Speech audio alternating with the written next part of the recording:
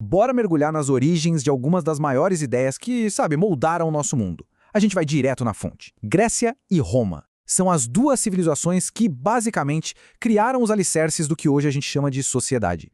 E olha, tudo começa com uma pergunta que parece simples, mas é fundamental e que a humanidade uma hora precisou responder. Como é que a gente aprende a se governar? Essa busca pelas primeiras respostas nos leva numa jornada incrível, viu? E as soluções que eles encontraram, bom, ecoam até hoje. Certo, então vamos lá. Antes de falar de leis, de política, de qualquer coisa assim, a gente precisa entender o porquê. Por que o governo se tornou, de repente, tão necessário? Para isso, a gente tem que voltar bastante no tempo para uma das maiores viradas de chave da história humana. Pensa assim, de um lado, a vida no Paleolítico, pequenos grupos nômades sempre em movimento, caçando, coletando. Do outro lado, o Neolítico. E o que mudou tudo? A agricultura. Foi a primeira vez que as pessoas pararam de vagar e começaram a fincar raízes, sabe? Criando as primeiras vilas e, um tempo depois, as cidades. Só que essa mudança radical trouxe um problema que ninguém tinha tido antes. Quando você vive parado, em comunidade, não basta só sobreviver, você tem que conviver. Tem que dividir recursos, resolver brigas. A grande questão passou a ser, como é que a gente organiza toda essa gente morando junta? E é exatamente aqui que a gente chega na Grécia Antiga. Mas um ponto super importante. A Grécia não era um país unificado como a gente conhece hoje. Era mais como um mosaico de cidades-estado independentes, as famosas polis. E cada uma delas era um verdadeiro laboratório social, testando a sua própria fórmula para responder aquela pergunta. E aí, como vamos viver juntos? E nesse laboratório grego, duas cidades se destacam pelo contraste que é, assim, absoluto. Esparta e Atenas. Eram como água e óleo mesmo. De um lado, Esparta, uma sociedade militarista, fechadona, governada por uma pequena elite. Do outro, Atenas, um centro comercial vibrante, aberto para o mundo, que ousou testar uma ideia completamente nova e maluca para a época. Em Esparta, a vida era o exército. Pensa só, aos 7 anos de idade, os meninos já começavam um treinamento brutal. A sociedade era rígida, disciplinada, totalmente controlada por uma minoria. O coletivo era tudo. O indivíduo era só uma peça na grande máquina de guerra do Estado. Agora, do outro lado do espectro estava Atenas. Enquanto Esparta olhava para dentro, obcecada com a disciplina militar, Atenas olhava para fora e para uma ideia revolucionária. E se o poder não ficasse nas mãos de poucos, mas sim com o povo? Foi ali que nasceu a democracia. Mas olha, essa ideia não surgiu do nada prontinha. Foi uma construção, sabe, passo a passo, ao longo de séculos. Primeiro veio Drácon, que botou as leis no papel para todo mundo ver. Depois Solon, que aliviou a vida dos mais pobres e abriu espaço para mais gente participar.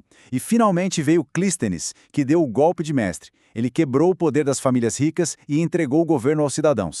Só que aqui tem um porém, e é um porém gigantesco. A democracia ateniense não era para todo mundo, longe disso. Era, na verdade, um clube bem exclusivo. Para ter a carteirinha de cidadão, tinha que ser homem, nascido livre, de pai e mãe atenienses e ter completado o treinamento militar. Ou seja, a imensa maioria, mulheres, escravos, estrangeiros, ficava do lado de fora, só olhando. Agora vamos pular da Grécia para Roma, e a história ganha outra dimensão. Pensa assim, se os gregos foram os grandes arquitetos das ideias, os romanos foram os engenheiros mestres da execução. Eles pegaram os conceitos abstratos e transformaram em estruturas colossais. E não só de pedra, como os aquedutos, mas estruturas de lei e de governo que conseguiram sustentar um império. E o grande motor da República Romana foi, em boa parte, um conflito interno, um cabo de guerra constante.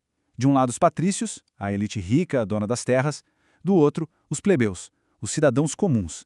E foi a luta deles por mais direitos que acabou esculpindo a forma final de Roma. E os plebeus foram estrategistas geniais. Eles usaram a sua maior arma, o fato de serem a espinha dorsal do exército romano. Ao simplesmente cruzarem os braços e se recusarem a lutar, eles paralisavam o Estado e, com isso, forçavam os patrícios a negociar. Foi assim que conquistaram seus próprios representantes, os tribunos. Foi assim que exigiram que as leis fossem escritas para todo mundo ver, na famosa Lei das 12 Tábuas. Foi uma conquista gradual, uma batalha de séculos por igualdade. E o sistema que nasceu de toda essa luta foi a República. O nome já diz tudo. Vem do latim res publica, que quer dizer a coisa pública. A ideia era revolucionária. O Estado não é propriedade de um rei, ele pertence ao povo. Mas diferente da democracia direta de Atenas, onde todo mundo votava em tudo o tempo todo, os romanos criaram um sistema de representantes eleitos, um modelo feito para durar e para governar um território gigantesco. Tá, mas por que olhar para tão longe no passado?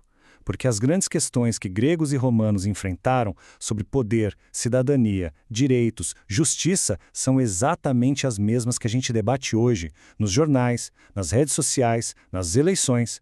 A conversa que eles começaram, na verdade, nunca terminou.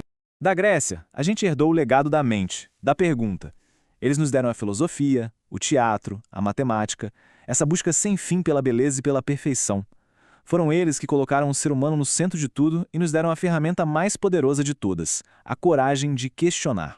Já de Roma, a gente herdou o legado da estrutura, da ordem. Se a Grécia nos ensinou a perguntar, Roma nos ensinou a construir. Eles nos deram o direito, a engenharia monumental e, claro, um modelo de uma república.